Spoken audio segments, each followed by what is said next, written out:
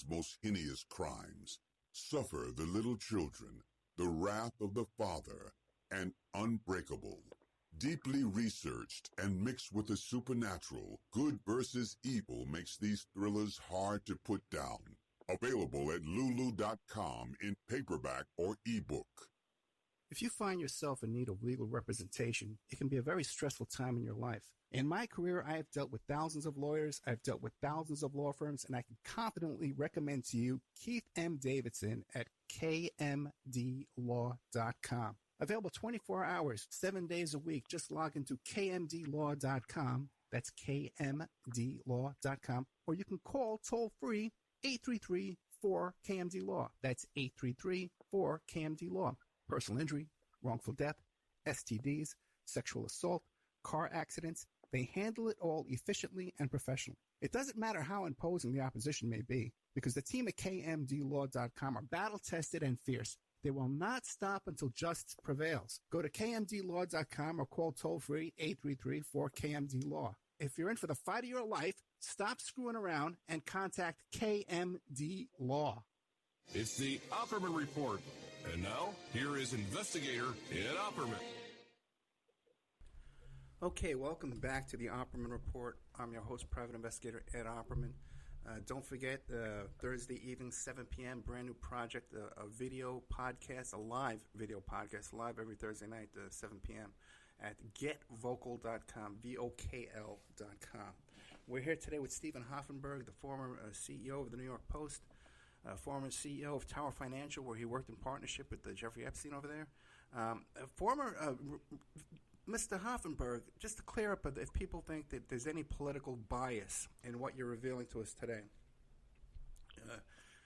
you were involved in a PAC supporting President Trump's campaign, correct?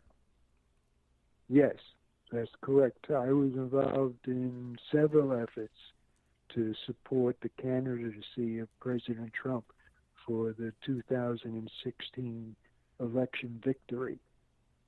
Yes. So you're not revealing this information at any kind of political bias? No, I was on President Trump's side, so I certainly do not show bias. What I'm explaining are very serious problems of criminal violations of law that can put many people in prison for decades. And what I'm pointing out to the listeners are that these people are not going to go to prison for decades when they can easily turn over evidence that could implicate the race for the presidency of the United States in 2020. What about Epstein's brother? Would he have information? He has a lot of information. The answer is yes. He has Did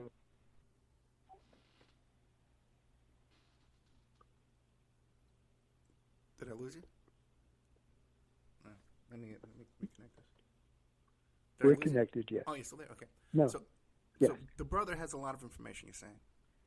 Mark Epstein knows much more about anything he has said so far, which is very little about his brother Jeffrey Epstein's mystery case. Mark Epstein has been very quiet and doesn't enjoy going public at all because he's afraid that there's a tremendous risk of his going public. Now, one of the most litigious victims in this case is the young girl Virginia Roberts, now known as Virginia Giuffre. And yes, she was targeted by Maxwell while working at Mar-a-Lago. Yes, that's correct. Are you aware of any... Okay, go ahead. What were you going to say? She was actually converted from working at Mar-a-Lago to working for Jeffrey Epstein when she was a minor. when she was extremely young. I think she was in her teens. She might have been 15 or 16 years old. Yeah, 15, yeah. When she started working at Mar-a-Lago, she was 15. And her father worked there in a maintenance manager or some type of position. Right. And she has done a lot of litigation against Maxwell and against Epstein as well. And she's all over the media currently. Yeah. Speaking of and how this case has been very unfair. She this week said that the victims need to go forward now in suing Prince Andrew for his part in this case. Now, if Maxwell targeted an employee, a young teenage female employee working at Mar-a-Lago, are we aware of any other targets that Maxwell would have tried to recruit from Mar-a-Lago? So are you asking, were there any other girls that Maxwell did talk to at Mar-a-Lago, basically? Yeah. Yes. And any other attempts to recruit girls from Mar-a-Lago by Maxwell? There's been talk was on hunt at Mar-a-Lago for these girls, these young girls, in a very direct effort to bring them to Epstein's home that's close to Mar-a-Lago under false basis. There's been a lot of conversation about that Maxwell was doing that. So Maxwell was trying to recruit other young ladies from Mar-a-Lago over to Epstein's house? Yes. While Mr. Trump lived at Mar-a-Lago? That's correct. That's his home. He lives there. That's correct. That's his home, and that's his official residence. Is it possible he could not have been aware of that? Well, he hasn't said that he was aware of it or not aware of it. But he has said that he terminated the membership at Mar-a-Lago of Jeffrey Epstein based on a business transaction with Epstein in the purchase of the Abe Gossman estate. That's also very close to President Trump's Mar-a-Lago estate. So that's open. Yeah. Now, a couple of questions for you. Are you hearing that noise too? Yes, I am. It's like a little piano playing. What the hell is that? Okay. It's very, very odd. Okay. Having a lot of problems over here lately. I wonder why, you know? Now, are you... Yeah, well, you're entitled to have eavesdroppers because you're a mudraker and you're bringing up a lot of serious questions that a lot of people aren't spending the appropriate time on. Yeah, I know. Now, you're aware of the when Trump was accused of they said, hey, there's this piss tape of you, with this piss gate in Russia over there in this hotel. The first thing he said was, I would never do that because all these hotels have cameras in them. They all got cameras in them, right?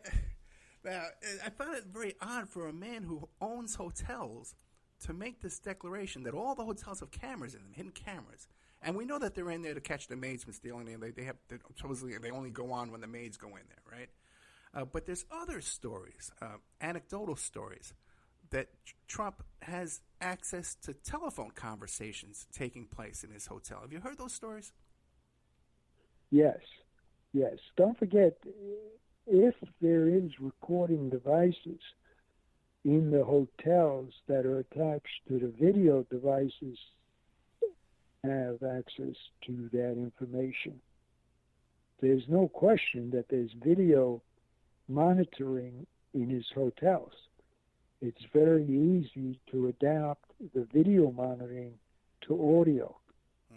And anybody using the hotel switchboard for phone calls would automatically be subject to monitoring by the Trump organization. If you're a teenage litigant and you were coerced into being sex trafficked, and the location where that initiated was your place of employment, and you're a teenager, you're working, there's supposed to be some kind of, supervision. Wouldn't you sue the employer? Of course. Absolutely. Why do you think that didn't happen in this case, Virginia Roberts? They're just by the lawyers that she hired on a contingency basis, and they would guide her as to who they wanted to sue. And that's a good question, because a subpoena was served on President Trump, and he did answer questions pursuant to that subpoena that was served in that case against Jeffrey Epstein.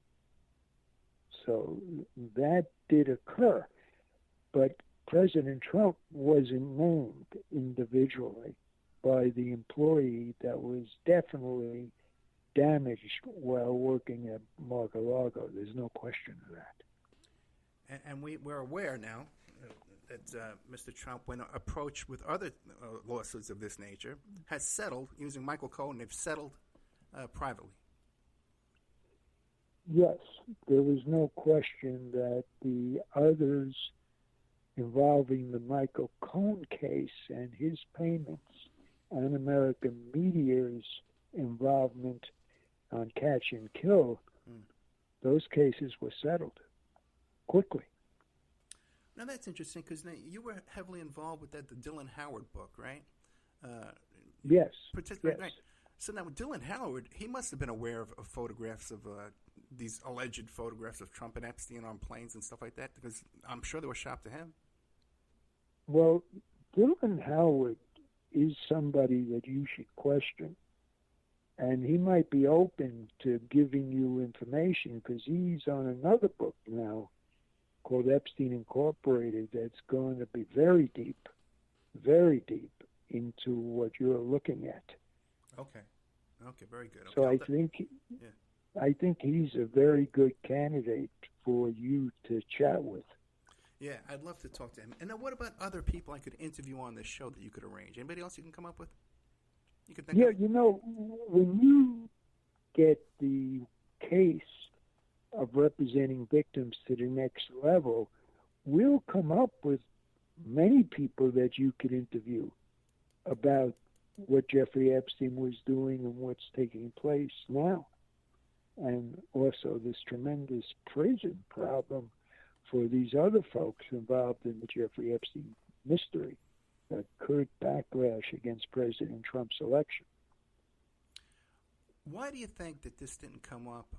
Neither Trump nor Clinton mentioned anything about Epstein in the last election.